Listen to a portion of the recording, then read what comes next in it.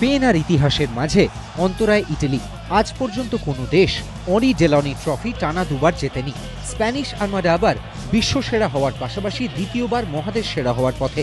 রবিবার ফাইনালে পুরো ফিট দল হাতে পাচ্ছেন ভিনসেন্ট ডেল বস্কি। তবে 61 বছরের কোচ ফাইনালে কি ফরমেশনে দল সাজান সেটাই ধাঁধা। স্ট্রাইকার টরেসের থেকে তার পছন্দ হেলে ফ্যাব্রেগাস নেগ্রেদোর দিকে।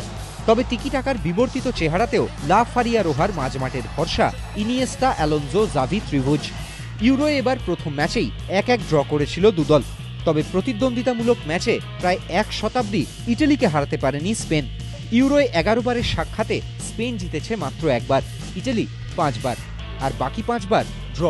সব মিলিয়ে 30 বারের সাক্ষাতে ইটালি জিতেছে 10 বার, স্পেন 8 বার, আর বাকি 12 বার ড্র। গড়াপিটা অর্থনৈতিক মন্দা সবকিছুকে ছাপিয়ে এবারের ইউরোয় ফের ইটালি প্রমাণ করেছে কেন তারা সবসময়ই বড় দল। ইংল্যান্ড জার্মানিকে উড়িয়ে দেওয়ার পর ছেলেদের নিয়ে গর্বিত কোচ প্রাঞ্জলি। আবাতে ম্যাজিও ফিট, হাতে অনেক বিকল্প। গত ম্যাচে মন্তলিভো যা খেলেছেন তাতে তিয়াগো মোটার আগে তিনিই শুরু করবেন। মাঝমাঠে পির্লো ডেরসির কল্পনা শক্তি। সবার ফোকাসে জার্মানি ম্যাচের নায়ক বালোতেলি। কাতানেচিও ছেড়ে আজুরি এখন অনেক আগ্রাসী। রবিবার কিয়েভে তাই জমজমাট মহারণের অপেক্ষায় ফুটবল বিশ্ব। এবিপি আনন্দ।